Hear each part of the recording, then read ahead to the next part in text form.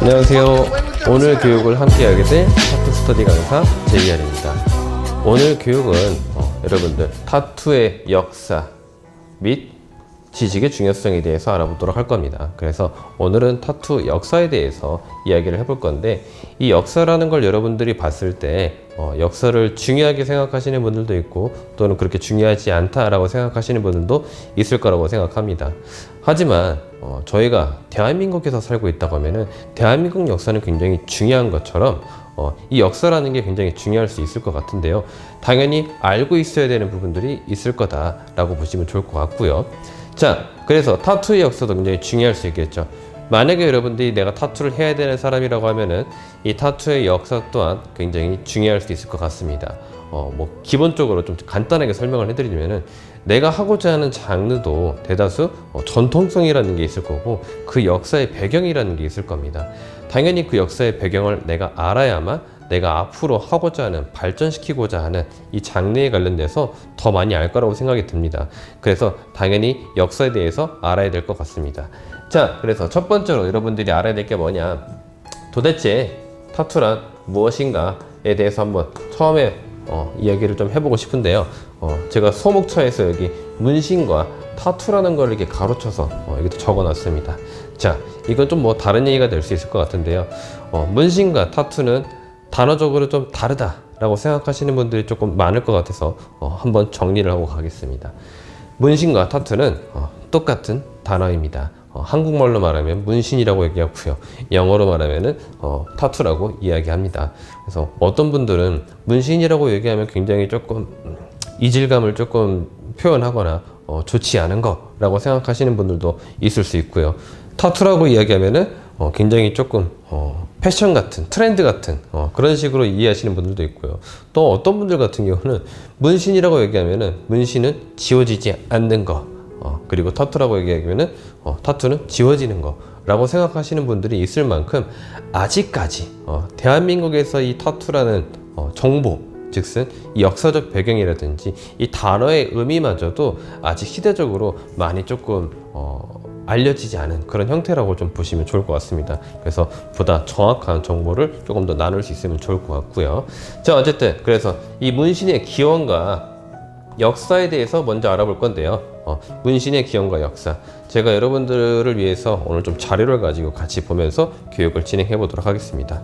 자, 문신의 기원입니다. 문신의 기원, 첫 번째, 문신은 원래 비교적 굉장히 간단해서 오래전부터 예전부터 식물 가지에 긁혀 상처가 생겼을 때, 그러니까 사람 몸에 식물 가지나 이런 거에 상처가 생겼을 때 그때부터 우연히 문신이 되곤 했다 라는 게 여러분들 첫 번째 문신의 기원이라고 보시면 좋을 것 같습니다. 그래서 사람은 피부에 털이 굉장히 적어서 자연적으로 문신이 생기기 쉬운 조건이 있기 때문에, 이것을 알게 된 시절부터 어떻게 신체 장식 기술로 발전됐다고 추측할 수 있다라는 거.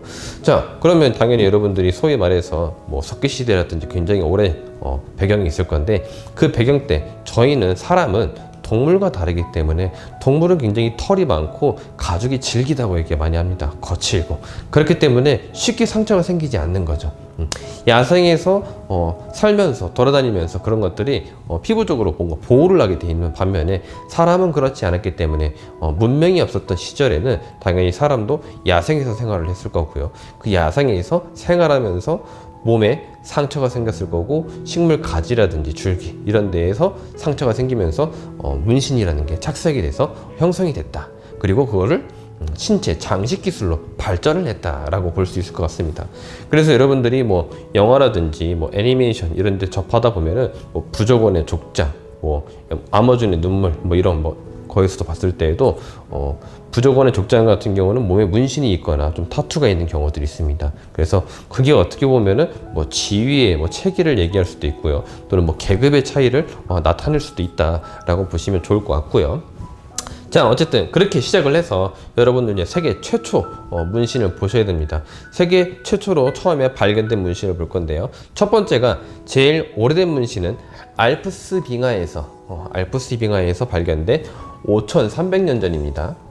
5300년 전 아이스맨 몸에 있는 문장 같은 문신이 발견이 됐습니다. 그래서 아이스맨이라는 친구는 어떤 친구냐면은 얼음에서 이렇게 얼려 있다가 녹으면서 발견된 그런 미라의 형태라고 보시면 좋을 것 같습니다. 그래서 그때 당시에 많은 분들이 이제 아이스맨이다라고 이제 별명을 이제 지어준 거죠. 그래서 아이스 몸에 보면은 문장 같은 그냥 하나의 그냥 어떤 문양인지 정확하게 알 수는 없겠지만은 문장 같은 문신들이 발견이 돼서 아이스 몸에서 문신이 있었다. 그래서 실사례로 발견된 최초 문신이라고 보시면 좋을 것 같고요.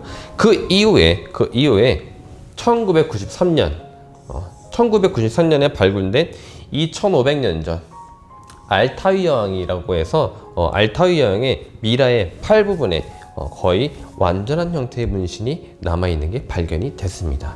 그래서 아이스맨 그 이후에 뭔가 이제 알타이 여왕에서 미라에서 문신이 발견이 됐는데 그 문신이 거의 완전한 형태, 동굴에 막 벽화라든지 이런 그림들이 있듯이 팔에도 그런 완전한 형태의 문신이 발견이 됐다라는 거.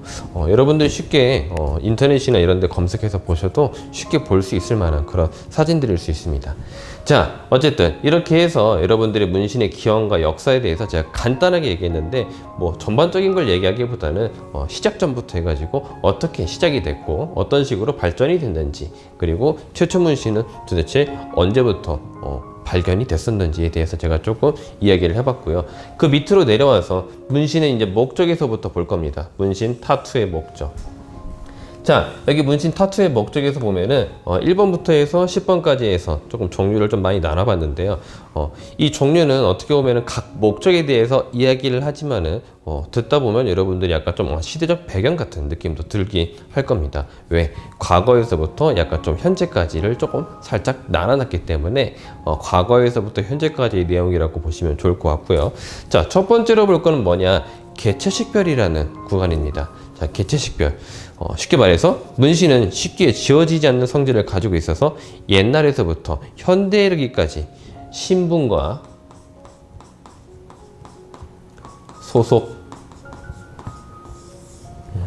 이 신분과 소속을 알려주는 개체식별 수단으로 활용이 되었다라고 여러분들이 이해해 주시면 좋을 것 같아요. 그래서 개체식별 수단으로 문신이라는 게 활용이 됐다라는 거죠. 그래서 예를 들면은 나치의 친위대가 전쟁 중 큰 부상을 당했을 때 우선적으로 수혈을 받을 수 있도록 왼팔 아래 혈액형 타투를 적어 놓는 경우라든지 어떻게 보면 좀 굉장히 좋은 목적으로 활용이 됐다라고도 볼 수 있겠죠. 왜? 전쟁 중에는 당연히 의식이 없을 수도 있고요. 의식이 없어서 과다출혈로 사망할 수 있는 그런 사례들이 굉장히 많았지만은 왼쪽 팔 아래 혈액형 타투를 미리 해둠으로써 이 사람의 혈액형이 확인이 됐고 전쟁 중에 사람을 살릴 수 있는 목적으로도 활용이 됐다라고 보시면 좋겠죠. 그리고 아우슈비츠 강제 수용소에서 수감돼 있던 사람의 팔에 수감자 번호를 문신으로 하기도 했었고요. 사람 이외의 가축이나 애완동물을 대상으로 개체식별을 하기 위해서 문신이나 낙인을 한 역사적 흔적도 굉장히 많다라는 거. 또는 저희 이제 아시아권에서 봤을 때는 오래전 구미에서 죄인을 관리하기 위해서 문신이 사용되었고, 유고슬라비아 내전 때 수용소에서 뭔가 식별을 하기 위해서 문신을 했다고도 많이 알려져 있습니다. 자, 그래서 여러 가지 사례들이 있는데 이 여러 가지 사례들을 봤을 때 여러분들이 보면 문신이라는 게 아직 대한민국에서 인식이 좋지 않은 경우들도 있기 때문에 문신은 과거에서부터 활용된 사례들이 좋은 사례들도 있었다라는 거 여러분들이 알고 계시면 좋겠죠. 그런 사례들이 굉장히 많고요. 그래서 강제적인 경우만 아니라 자발적인 사례들도 있다. 사고가 날 확률이 많은 어부가 자신의 신원을 알리기 위해서 문신을 하는 경우, 또는 이것도 아시아권이겠죠. 전란시대 때 목이 잘리면 신원을 알 수가 없어서 전쟁에 출전하기 전 스스로 자신의 이름을 문신을 하는 경우도 있었다라는 거. 자, 그래서 뭔가 자발적으로 내가 강제적으로 문신을 하는 개체식별 수단으로도 활용이 됐겠지만은 그렇지 않고 자발적으로 하는 경우들도 많았다라는 거죠. 약간 이런 어부 같은 경우가 어떻게 보면 여러분들 장르로 따지면은 올드스쿨 같은 개념이 될 수 있겠죠. 그래서 올드스쿨 같은 경우는 소위 말해서 이제 디자인 소재가 굉장히 좀 다양할 수 있는데 뭐 배라든지 뭐 나침판이라든지 또는 뭐 다시라든지 이런 여러 가지 항구의 소재들이라든지 그런 디자인적 소재를 많이 활용을 하게 되는데, 과거에 여러분들이 이런 어부의 그런 생활을 봤을 때 지금의 이런 포획 하는 것과 다르게 사고 사례들이 굉장히 많았습니다. 그래서 많은 사람들이 바다에서 빠져서 사망하는 경우들이 많았고, 바다에 빠져서 사망했을 경우 시체의 부패라든지 이런 것들이 굉장히 많기 때문에 신원을 알 수 없는 경우들이 많았어요. 그래서 몸에 문신을 해서 내가 좀 신원을 찾아갈 수 있는, 신원을 확인할 수 있는 그런 방식으로 문신이 사용이 되기도 했었다. 그리고 뭐 저희 나라도 마찬가지였겠죠. 지금이야 저희가 이제 사형제도라고 해서 뭐 사형제도가 있냐, 뭐 폐지하냐, 뭐 부활하냐, 뭐 이런 얘기도 많겠지만은, 중요한 건 뭐 폐지하지 않았지만은 사용을 하면 뭐 합니까? 사람을 실제로 사용하지도 않는 그런 경우들도 있다 보니까. 자, 근데 과거에는 달랐다는 얘기입니다. 과거에는 뭐 저희가 정말 사람이 죽을 일을 했어, 그게 아니어도 그렇죠, 목이 전란시대 때 잘리는 그런 형벌들이 있었기 때문에 목이 잘리거나 또는 전장에 나가서 목이 잘리는 경우들도 많았어서 신원을 알 수 없는 경우들이 굉장히 많았죠. 그렇기 때문에 자신이 우선적으로 그냥 자발적으로 내 몸에다가 내 이름을 새겨서 신원을 찾을 수 있게 그런 자발적 사례도 굉장히 많았다라는 거. 자, 그래서 이렇게 개체식별을 하는 수단으로 문신이 활용이 됐다. 자, 그 다음 두 번째, 형벌입니다. 형벌은 고대 중국에서 오형이라고 하는 하나의 죄의 형벌 중에 하나인데, 죄인의 이마나 팔에 문신을 새겼던 그런 형벌들이 있습니다. 저희 나라에서도 이런 게 있었죠. 그래서 이것을 묵형이라고 부릅니다. 묵형이라고 부릅니다. 자, 이 묵형이라고 불렀는데, 죄인의 이마에 글자를 문신하는 형벌로서 오형 중에서는 굉장히 가벼운 형벌이었다라고 볼 수 있겠죠. 일본에서도 이런 형벌 기록이 남아있고, 한국에서도 묵형이 실행된 기록이 굉장히 많았다. 자, 제가 아까 개체식별 얘기하면서 이제 뭐 전란시대 때 얘기를 잠깐 했었는데, 뭐 목이 잘리는 그런 형벌들이 굉장히 있다 보니, 또는 그런 사례들이 있다 보니 저희가 소위 말해서 묵형이라고 하면은 저희 나라에서도 굉장히 많이 있었죠. 뭐 이마나 이런 데다 낙인이라고 해서 뭐 드라마 같은 데도 굉장히 많이 나오는 사례가 될 수 있는데요. 그런 형벌들은 지금의 시대에서 봤을 때는 굉장히 좋지 않은 형벌 중 하나가 될 수 있겠죠. 굉장히 큰일 나겠죠. 이마에 뭐 낙인을 한다라든지 큰일 날 일이겠지만은, 과거에는 그렇게 무거운 형벌이 아니었다라는 거. 그래서 여러분들이 영화나 뭐 드라마나 이런 데서 보게 되면은 그런 형벌들이 나오는 소재들의 영화라든지 드라마들이 종종 출시가 되고 방영이 되기도 합니다. 그래서 그게 저희 나라에 어떻게 보면은 문신의 역사적 배경이다라고도 볼 수 있을 것 같습니다. 그래서 뭐 저희 나라 역사에 대해서 제가 간단하게 그냥 이 형벌 쪽에서 나왔으니까 얘기하겠지만은, 저희 나라 타투 역사 같은 경우는 이런 형벌의 사례들이 굉장히 많았고요. 그래서 이 형벌이 생겼다가 뭐 또 조선시대 뭐 선조 때 막 이렇게 폐지가 되는 경우들도 있었어요. 형벌이 너무 조금 혐오스럽다라고 해서 폐지가 됐다가도, 형벌이 폐지가 되고 나서 보니까 도둑이라든지 이런 실사례들이 굉장히 많아졌었고, 그래서 다시 형벌이 부활해서 형벌 제도가 또 있던 적도 있었고요. 뭐 최근 가장 가까운 그런 배경으로 따지면은 뭐 점상 타투라고도 합니다. 점상. 그래서 점상 타투가 뭐냐, 말 그대로 손에다가 작은, 팔 쪽에다가 작은 점을 찍는 그런 타투인데, 소위 말해서 이제 우정 타투 같은 그런 개념이라고 보시면 좋을 것 같은데, 여성들이 그때 당시 사회적으로 이제 약자였던 여성들이 서로 우정 같은 결의를 다지면서 했던 타투가 약간 조금 점상 타투라고 해서, 지금도 아마 살아계시는 분들 중에서는 점상 타투를 가지고 계시는 할머니 분들이 있을 수 있다라는 거. 그 다음에는 세 번째, 패션입니다. 패션은 이제 조금 문신의 트렌드가 좀 바뀌는 시대라고 좀 보시면 좋을 것 같은데, 1960년대 말 미국을 걸쳐서 세계적으로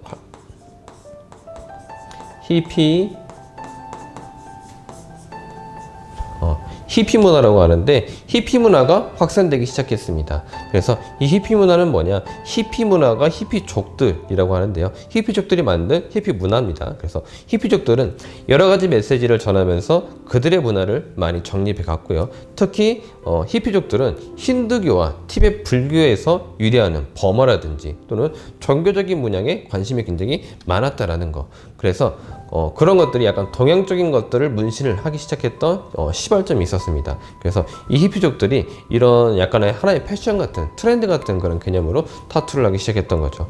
그래서 이것을 계기로 문신이 자신의 표현 방식의 하나로 자리 잡기 시작했습니다. 즉슨 내가 뭔가 표현하고자 하는 것들을 하기 시작했던 거죠. 그래서 나의 뭐 개성이라든지 뭐 요즘 시대도 많이 하는 형상이겠지만 하나의 패션 같이 나만의 뭔가의 그런 개성을 표현하는 문신으로 시작이 됐고요. 자기 표현 방식으로 많이 변화가 됐다라는 거죠. 기존의 문신과는 다르게. 그래서 미국에서부터 시작해가지고 히피 문화가 활성이 됐다라는 거.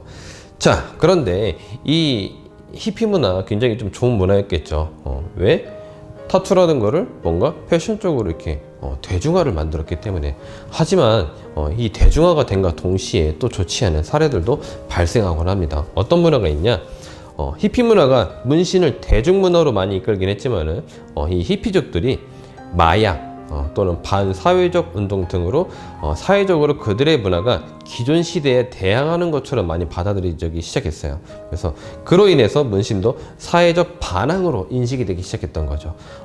그래서 부정적인 의미 개인 표현 방식으로 많이 해석이 되기도 했다라는 거죠. 어떻게 보면은 문신이 좋았던 사례로 잘 만들어 왔다가 또 그렇지 않은 사례로 또 다시 가는 아주 안타까운 그런 상황이 발생했습니다. 그래서 지금 여기서 봤던 1번에서부터 3번까지만 간단하게 봤지만은 타투가 어떻게 보면은 문신이 어떻게 보면은 좋았던 사례와 또는 좋지 않았던 사례들로 계속 조금 바뀌기도 합니다. 그래서 이런 부분들이 이제 좀 역사적으로 계속 좀 많았다라고 보시면 좋을 것 같고요.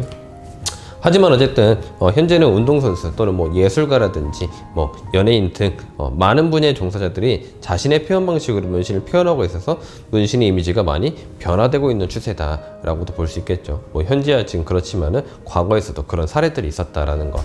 자, 그 다음에 네 번째 미용입니다. 어떻게 보면 이제 미용 용도라고 볼 수 있는데요.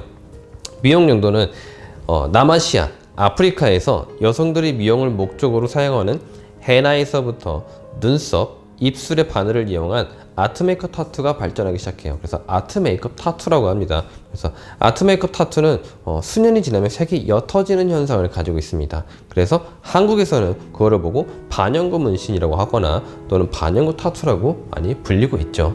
그래서 아트 메이크업 타투는 여성들이 즐겨하는 화장을 보다 용이하고 지속 시간을 늘리는 데 있어서 목적이 있다.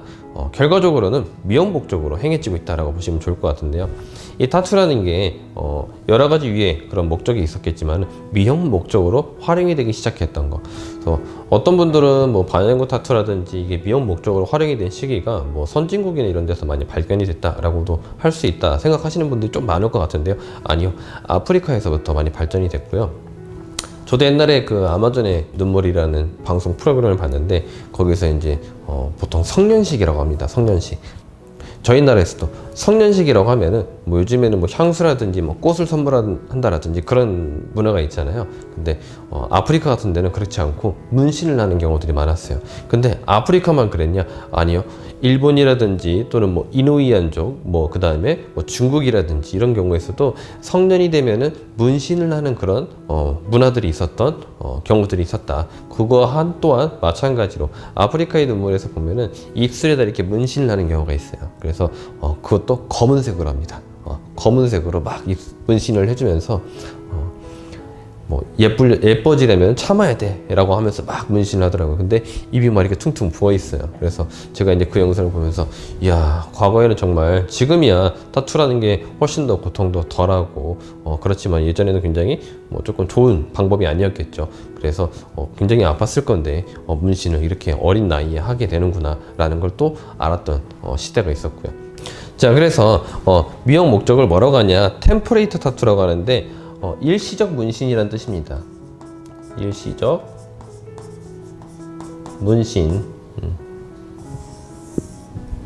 그래서 일시적 문신이라고 해서 보통은 여러분들이 이제 많이 봤을 겁니다. 뭐 영화라든지 이런 소품에서도 많이 활용이 되는데, 에어브러쉬를 이용한 피부 표면에 그림을 안착시키는 방식의 미용 기술이 있다라는 거. 그래서 이것은 바늘을 사용하지 않기 때문에 헤나랑 마찬가지로 일정 시간이 지나면 심하게 목욕을 하면 없어지는 그런 성질을 가지고 있습니다. 그래서 템플레이트 타투는 타투에 대한 결심이 확고하지 않을 때 일시적으로 경험하거나 또는 일시적 타투를 경험하고자 할 때 사용을 많이 한다라는 거.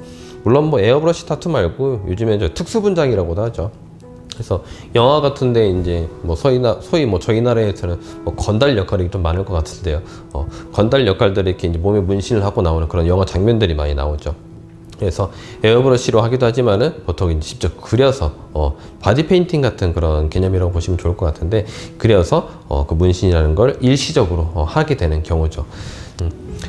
템플레이트 타투랑 방식은 조금 다르지만은 좀 다른 제품들이 있는데, 그게 뭐가 있냐? 타투 실, 그 다음에 뭐 타투 스티커라는 게 있습니다. 자, 이것들은 물을 사용하는 습식 방식이라든지 또는 마찰을 이용한 건식 방식, 그 다음에 접착력을 이용한 스티커 방식으로 해서 굉장히 좀 여러 가지 방식이 나타내지는데, 보통 저희가 이제 행사장이라든지 또는 해변가 또는 응원용으로도 많이 활용이 되고 있다라는 거. 그래서 이것도 기본적으로 미용 목적으로 많이 개발이 됐다라는 거. 그래서 이 템플레이트 타투 스티커, 타투 실, 요즘에도 굉장히 이제 많은 시중에도 배포가 돼 있습니다. 그래서 인터넷에도 쉽게 구입할 수 있고요.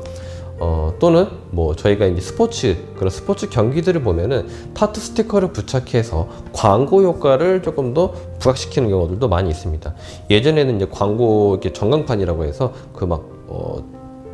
운동선수들 보면 배경에 이렇게 땡땡땡땡 하면서 이렇게 광고들이 이렇게 나오는 그런 경우들이 많이 보이잖아요. 뭐 땡땡은행 뭐 이런 식으로 나올 건데, 그게 이제 선수 몸에 부착을 해서 직접적 광고를 조금 더 해주는 그런 방식으로도 활용이 되고 있을 만큼 타투 스티커의 그런 역할은 조금 더 많이 성장을 하고 있다라고 보시면 좋을 것 같고요. 자, 어쨌든 그 다음에 성적 매력입니다. 자, 성적 매력인데 성적 매력은 여성이 남성을 성적으로 유혹하거나 또는 뭐 남성이 여성을 성적으로 유혹할 때도 마찬가지겠죠. 근데 과거에는 어쨌든 여성이 남성을 성적으로 유혹하거나 성적 매력을 높이기 위해서 문신을 하거나, 또는 여러분들 성기 장식품 등 각 세계마다 각국마다 역사적 기록이 굉장히 많이 있습니다. 그래서 애인이나 또는 배우자의 친밀감이라든지 또는 소유욕을 표현하는 방식에서 문신이 행해진 기록들이 많습니다. 그래서 이런 것들 여러분들이 봤을 때 저희가 보통 이제 대한민국 역사 이렇게 봤을 때도 그런 경우가 있겠죠. 뭐 영화나 드라마의 소재 같은 경우에서도 뭐 굉장히 유명한 위인들이라든지 이런 거에 관련된 그런 대표적인 영화라든지 이런 것도 굉장히 많습니다. 하지만 반대로 이제 약간 성적인 부분에 관련된 영화라든지 이런 것들이 조금 적은 것처럼 실제로는 굉장히 그런 사례가 많지만은 표면적으로 많이 알려지지 않은 그런 형태들이 있겠죠. 문신도 마찬가지입니다. 저희가 뭐 패션이라든지 또는 이런 뭐 개체식별이라든지 이런 경우에 그런 문신의 형태들은 많이 보호가 돼 있지만은 성적 매력에 관련된 타투에 관련된 것들은 사실 많지는 않습니다. 근데 이거를 좀 대표적으로 볼 수 있는 사례가 어떤 사례들이 있냐? 뭐 예를 들면 저희 나라 같은 경우도 어울루동이라든지 어울루동, 그 여인이 뭐 누군가의 그런 대상들을 좀 연비하고 사랑해서 그 사람들의 이름을 문신으로 새겼다, 뭐 이런 이야기가 있듯이 이런 성적 매력에 관련된 역사적 흔적이 조금 많이 있다라는 거. 사실 찾아보면 굉장히 더 많지만은 결론적으로 이 성적 매력은 현재에 이르러서 어떤 식으로 표현이 되고 있냐?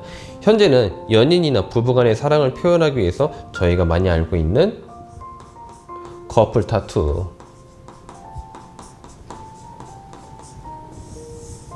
커플 타투로 많이 사용이 되고 있다라는 거. 그래서 뭐 과거에는 뭐 상대의 그런 소유욕을 표현하기 위해서 그런 문신을 했다라고 하면은, 지금은 서로의 그런 사랑의 그런 결실을 확인하고자 하는 차원에서 뭐 커플 타투를 한다. 뭐 저는 개인적으로 커플 타투를 많이 권장해 드리진 않습니다. 커플 타투를 하신 분들은 대다수 또 커버를 받으러 오시는 분들이 많았기 때문에 뭐 물론 하고자 하는 의지가 있다고 하면 하시는 것도 굉장히 중요하겠죠. 자, 어쨌든 그래서 이렇게 성적 매력으로 좀 나타나지고요. 여섯 번째, 조직기손이라고 하는데, 이건 여러분들이 조금 익숙한 단어가 될 수 있을 것 같습니다. 저희 나라에서 조금 역사적 배경이 이런 조직기손 쪽으로 조금 많이 여러분들이 알고 있는 경우가 많다 보니까요. 자, 그래서 일본의 야쿠자 잘 아시죠? 그 다음에 중국의 상업회 등 반사회적 조직단체에서 자신의 조직단체를 표명하고자 그 조직에 귀속되어 있는 것을 알리기 위해서 문신을 하기 시작합니다. 그래서 반사회적 조직단체라고도 이제 표명을 하는데, 이러한 문신의 특징은 일반적이지 않고 기존의 문신과 굉장히 이질감을 많이 표현하고 있습니다. 그래서 여러분들이 이제 조금 뭐 야쿠자라고 하면 굉장히 이제 뭐 조직폭력, 뭐 범죄자, 뭐 이런 식으로 이제 많이 구분을 하지 않습니까? 그래서 일본의 야쿠자가 문신을 하는 이유는 사회에서 벗어나서 조직을 향해 충성심을 표현한다라는 그런 내용이 있습니다. 그래서 아픔을 참아가면서 지워지지 않는 이레지미를 등에 짊어지고 각오를 다진다. 라는 건데, 그래서 이런 문신의 특징은, 특정 조직이라는 이론을 알리기 때문에 자발적으로 조직에 탈퇴하는 사람들이 곤란을 겪을 때가 굉장히 많다라는 거. 그래서 미국에서는 이러한 사람들을 위해서 문신 제거 비용을 공개적으로 부담하기도 한다. 그래서 여러분들 이 조직 기손이라는 거 여러분들 잘 보시면은 좋지 않은 그런 사례들이 좀 많죠. 그래서 어떻게 보면은 하나의 뭐 나라가 있다라고 하면은 그 나라의 뭔가의 법과 제도와 이런 것들이 있을 건데, 그렇지 않고 조직이라는 또 단체를 만들어서 그 조직에 뭔가 충성하는 그런 단체가 좀 설립이 됐다라고 보시면 좋을 것 같아요. 그래서 이 조직 기소는 그런 중국의 이제 뭐 삼합회라든지 일본의 야쿠자라든지 이런 문화들이 저희 나라로 이렇게 천천히 넘어오기 시작한 그런 시대가 있었어요. 그래서 넘어오기 시작하면서부터 저희 나라에서도 이런 이제 조직에 관련된 것들이 형성이 되기 시작했던 거죠. 거기에 맞춰서 뭔가 기존 시대에 대항하는 것처럼 보일 수도 있는 거고요. 기존 시대란 그냥 소위 말해서 저희가 일반적인 사람들을 이야기를 하는 겁니다. 그래서 평범한 사람들, 문신이 있는 사람들과 문신이 없는 사람들을 좀 비교해서 볼 수 있는데요. 그래서 저희가 일본 같은 경우에 나라를 갔을 때에도 일본이 굉장히 문신 강대국이라고도 저희가 많이 얘기를 하지만은, 강대국이라는 말이 좀 이상할 수도 있겠는데, 문신을 굉장히 역사적으로 유래가 깊은 그런 나라라고 할 수 있는데, 하지만 생각보다 일본 사람들 문신을 싫어합니다. 싫어하시는 분들이 굉장히 많습니다. 왜 그러냐? 야쿠자라는 게 형성이 되기 시작하면서 야쿠자의 그런 활동으로 인해서 피해를 받은 사람들이 많기 때문에 문신에 관련된 그런 인식이 좋지 않은 거죠.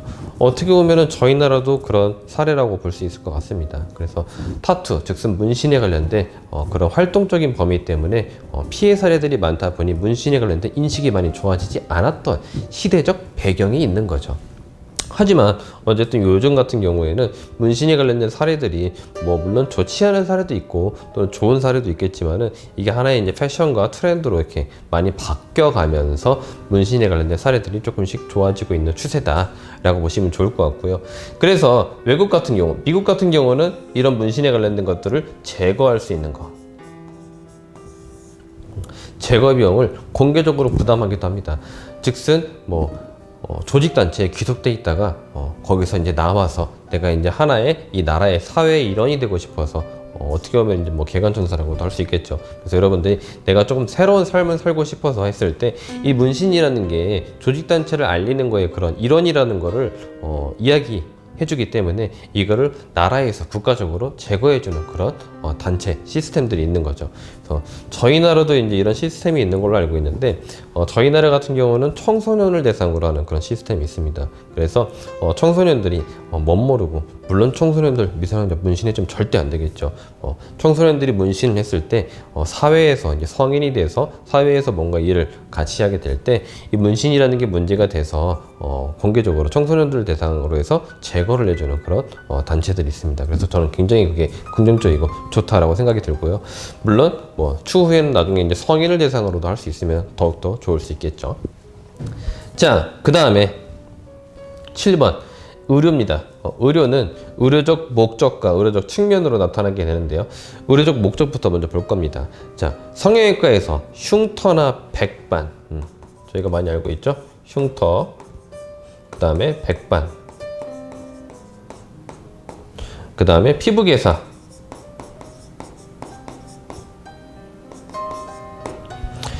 피부개사 등 피부색을 맞추기 위해서 문신하는 기법을 사용하고 있습니다. 그래서 이 의료적 목적에서는 이런 흉터라든지 백반이라든지 피부개사에 관련된 부위에 타투의 염료를 활용해서 피부색을 맞춰서 문신을 하는 그런 기법들이 나타나기 시작한 거죠. 그래서 옛날에는 미신적인 행위로 의료가 행해졌던 것들이 많았는데 문신이 그중 한 가지 방법으로도 사용된 나라가 많다라는 거. 그래서 어떻게 보면 뭐 미신적으로 행해졌던 의료적인 부분들도 있다라고 보시면은 문신도 미신적으로 행해졌던 그런 역사적 배경도 있고요. 뭐 지금에서 봤을 때는 이게 이제 의료적 목적에서 보면은 이런 흉터라든지 백반이라든지 피부 개선, 즉슨 좋은 목적으로도 활용이 되고 있다라는 거죠. 그래서 어떻게 보면 누군가한테는 흉터는 하나의 뭐 컴플렉스가 될 수 있을 거고요. 또 뭐 백반도 마찬가지겠죠.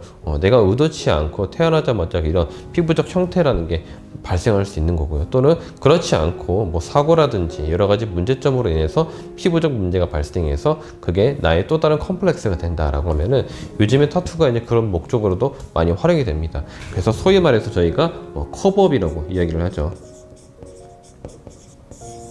커버업에 관련돼서는 뭐 기존의 타투를 커버업하는 것도 있겠지만은 그렇지 않고 뭐 흉터라든지 화상이라든지 또는 절개라든지 또는 뭐 점이라든지 이런 여러 가지 피부적 문제에 관련된 부분들을 미적으로 조금 커버업해주는 그런 부분들이 있습니다. 그래서 이 의료적 목적 굉장히 조금 중요할 수 있겠죠. 자, 그 다음에 밑으로 내려서 8번 의료적 측면입니다. 옛날에는 바늘 잉크의 재사용으로 인해서 질병 감염 우려가 있었습니다. 저희 나라 역사가 그렇게 제가 길지 않다고 얘기했는데요. 그만큼 좀 짧기도 합니다. 저희 나라 역사를 보면은 굉장히 조금 급성장한 나라예요. 제가 뭐 좀 칭찬하고자 하면은 저희 나라는 타투의 역사적 배경을 보면 타투를 많이 못했던 시절도 있었고요. 그리고 그게 굉장히 급성장해서 굉장히 빨리 올라왔어요. 저희 나라 뭐 특성상 뭐 그런 게 있겠죠. 6.25 전쟁도 굉장히 겪고 나서 경제 회복을 빨리 하기도 했었고요. 그 다음에 IMF 같은 경우도 마찬가지죠. IMF의 그런 경제적 타격을 받았음에도 불구하고 굉장히 빠른 경제 회복을 했던 것처럼 문신 같은 경우는 뭐 그런 경우가 없겠지만은 어쨌든 한번 발전이 돼서 이 친구들이 굉장히 빨리 성장하게 된 케이스입니다. 예전에는 그래서 바늘이라든지 잉크의 그런 재사용에 관련된 부분들이 어쩔 수 없이 많이 행해졌던 그런 배경도 있었고요. 그래서 그게 감염의 우려가 많이 됐던 적이 있었다. 하지만 현재는 일회용품 사용으로 바늘 잉크의 재사용으로 인한 질병 감염 걱정이 많이 없다라는 거. 그래서 요즘에는 그런 제품들이 타투 용품들이 더 많이 발전을 해서 대다수 일회용품을 많이 활용을 합니다. 그렇기 때문에 감염이 될 확률들이 없어졌다라고 보면 좋겠죠. 그래서 예전에는 타투 잉크만 봤을 때에도 잉크의 그 안에 주 성분에 보면은 산화철 등 금속 성분들이 많이 포함되어 있어서 MRI 촬영 시에 문제가 될 때가 있었습니다. 하지만 이제는 타투의 기술이 많이 발달함으로 있어서 잉크 성분도 많이 바뀌었죠. 잉크 성분 많이 바뀌었고요. 미국 식품의약품국의 진단에 따르면은 MRI 촬영 시 타투보다는 화상이 더 큰 문제가 된다라고 결과를 발표하기도 했습니다. 그래서 현재는 여러분들 유통되고 있는 타투 잉크는 옛날에 산화철이 대량 포함되어 있는 것이 아니라 미국 의료 기준에도 적합한 제품임을 인지하고 재사용을 방지하면 된다라는 거. 그래서 물론 과거에는 뭐 타투의 용품이라든지 이런 것들이 좋지 않았던 시절도 있었고요. 그리고 지금은 타투의 발전과 발달로 인해서 여러분들이 이제 더 좋은 제품들을 많이 쓰고 있고요. 과거에는 또 그럴 수밖에 없었던 그런 시대적 배경이 있었다라는 거. 뭐 지금이야 저희가 맛있는 밥을 먹으면서 따뜻한 밥을 먹으면서 생활을 할 수 있겠지만은 과거에는 그렇지 못했던 나라 자체가 가난했던 시절이 있었던 것처럼 타투도 그렇지 못한 저희 나라의 배경이 있었다라고 생각해 주시면 좋을 것 같습니다. 자, 그래서 이런 의료적 목적과 의료적 측면에 대해서 한번 이야기를 해봤고요. 자, 그 다음에 9번 스포츠입니다. 스포츠라고 하면 여러분들 이제 운동이라고 볼 수 있겠죠. 세계적인 이제 스포츠의 그런 올림픽이라든지 여러 가지 이제 운동 선수에 관련된 이야기가 될 수 있을 것 같은데요. 요즘에는 스포츠 선수들을 보면은 타투를 한 선수들이 굉장히 많죠. 하지만 스포츠 규정을 살펴보면은 청소년 리그에서 활동하는 선수 중에 타투가 있는 선수는 출장을 못하는 경우들이 대부분 있다라는 거. 그러니까 청소년 리그에서 활동하는 선수 중 타투가 있는 사람을 말하는 거겠죠. 프로 입단 전에는 타투를 인정하지 않는 주장들이 굉장히 강하다라는 거. 그래서 프로 입단 들어가기 전에는 스포츠 쪽에서는 아직은 타투라는 거를 인정하지 않는 경우들이 조금 많이 있다. 되게 조금 어떻게 보면 안타까운 사례라고 볼 수 있겠죠. 그래서 타투가 아직까지는 이렇게 사회적으로 조금 나타내기에는 좋지 않은 그런 아직 부분이 있다라는 거. 왜 스포츠 선수들은 대다수 이제 TV에 이런 노출이 많이 되다 보니 타투라는 것들이 좀 사회적으로 좀 배경적으로 많이 드러나지 않게 하는 경우들이 많고요. 하지만 요즘에는 정말 스포츠 선수들이 굉장히 문신을, 타투를 굉장히 많이 하고 있습니다. 그래서 뭐 자기가 뭐 메달을 따기 위한 그런 목표를 가지고 뭐 타투를 한다라든지 이런 경우들도 굉장히 많이 있습니다. 자, 그 다음에 마지막으로 현재입니다. 현재. 어떻게 보면 이게 좀 제일 중요할 수 있겠죠. 오늘날의 그런 이야기라고 볼 수 있을 것 같은데요. 자, 타투는 현재 예술가, 운동선수, 그 다음에 패션 종사자 등 각 분야에서 증가하는 추세이고요. 예전에 어두운 이미지, 즉슨 제가 아까 말했던 것처럼 뭐 조직기손이라든지 뭐 좋지 않았던 그런 사례라든지 좋았다가도 좋지 않게 만든 그런 히피 문화가 있듯이 어두운 이미지에서 패션이나 액세서리 개념으로 생각이 많이 바뀌고 있다는 거. 그래서 하나의 패션이고 트렌드고. 그래서 미국, 일본 등 많은 나라에서는 타투 관련 잡지라든지 서적이 많이 출간되고 있고요. 그렇듯 이제는 타투가 뭔가 좀 희한한 것이 아니라 현대 문화의 한 부분으로 많이 여겨지고 있다. 하지만 타투가 문제시되고 있는 것은 타투 제거가 어렵기 때문에, 이 타투 제거.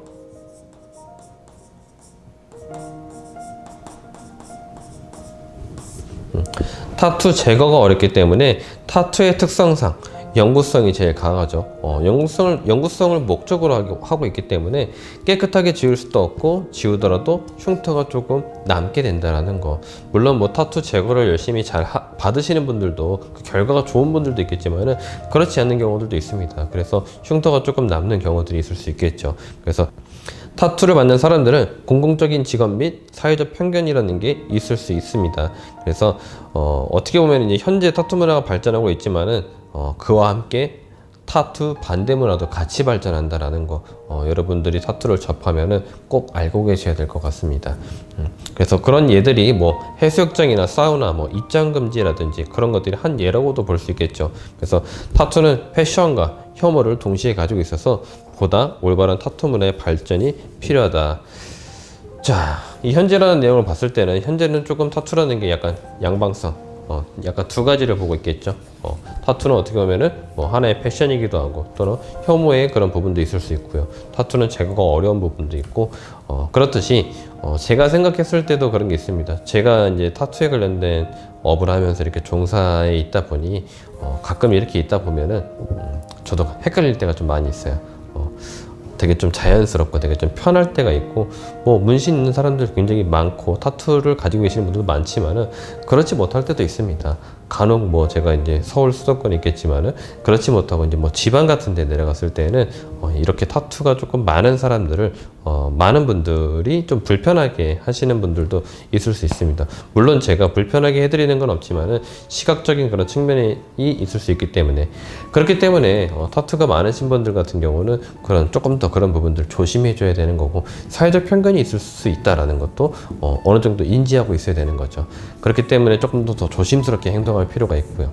그래서 저희도 타투가 많기 때문에 뭐 어디 가서 뭐 싸움을 한다라든지, 또 어디 가서 뭐 흡연을 막 그냥 길에서 한다라든지 뭐 이런 경우들을 조금 더 조심해 달라라고 많이 얘기하고 있습니다.